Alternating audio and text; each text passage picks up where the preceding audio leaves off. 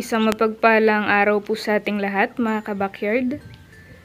Dito tayo ulit sa manukan natin, ano? At ngayong umaga ay tuturo ko po sa inyo, mapapakita ko kung ano yung pinapainom ko dito sa ating mga alaga, no? Ayan. So, bago tayo mag-start, bago ko po ipakita, ayan, ito muna yung mga manok natin dito, ano? Nilipat ko na po yung mga nasa kulungan natin. Dito na sila sa scratch pen muna, no? Ayan.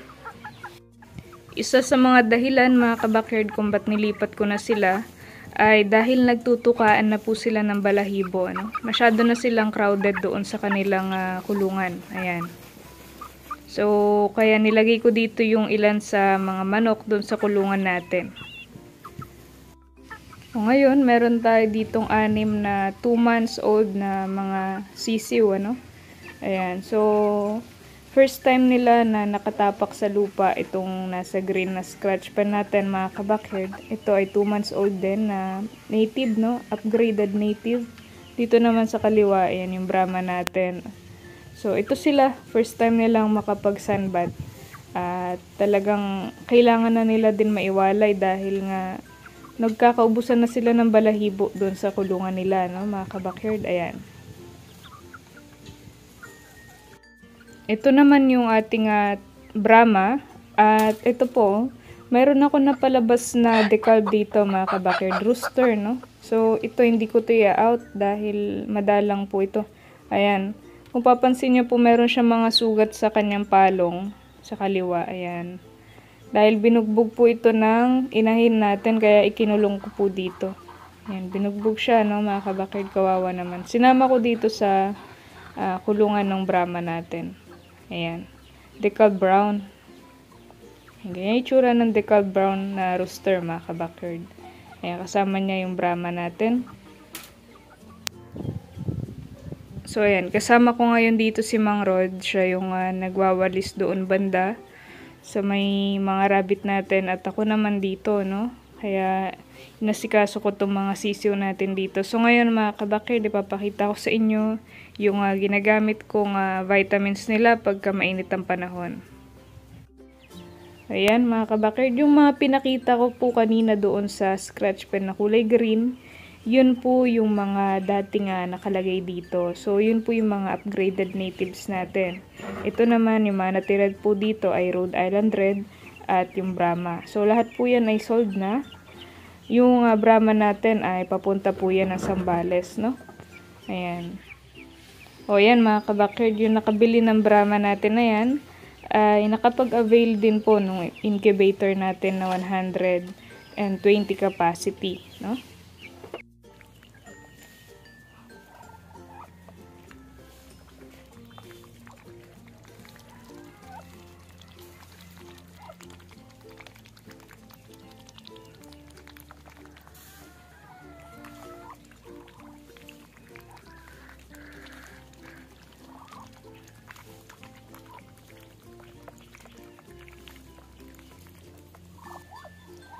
So, ayan, mga ka-backyard, ito po ang ginagamit kong vitamins ng ating mga alaga. Lalo-lalo na kapag umuulan or bigla ang ulan, tapos iinit po ng umaga, no?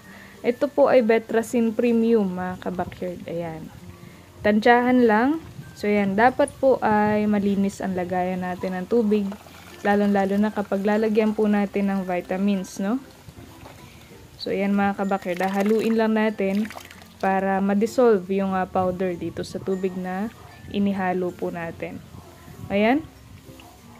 So, napadami ko po yun na ilagay kong powder. Ang gagawin ko na lang ay ilalagay ko dun sa isang lagayan natin.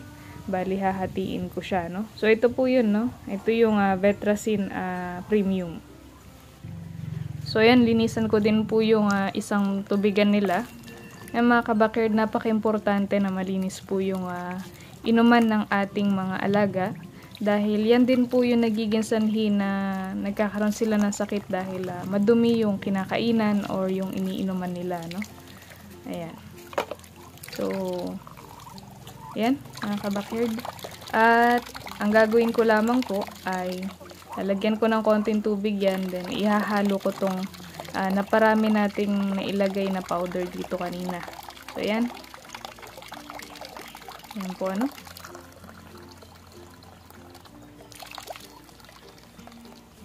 So, ayan. Painom na natin ito dun sa ating mga alaga, dun sa scratch pen, mga ka-backyard. Ayan.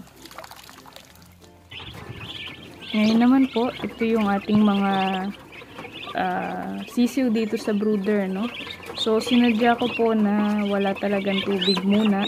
Ayan, every time po na may papainom kayong gamot or vitamins sa ating mga sisiw, mga kabakid, siguraduhin nyo po na uuhawin nyo muna sila bago nyo sila bigyan nung vitamins or nung gamot na kung ano man ang ibibigay nyo po, ano? Para makarami sila ng maiinom. So, ayan mga kabakid, sinadya ko na uhawin sila. Ito na yung ating mga Rhode Island Red, ano, mga kabakid, magwa 1 month yan.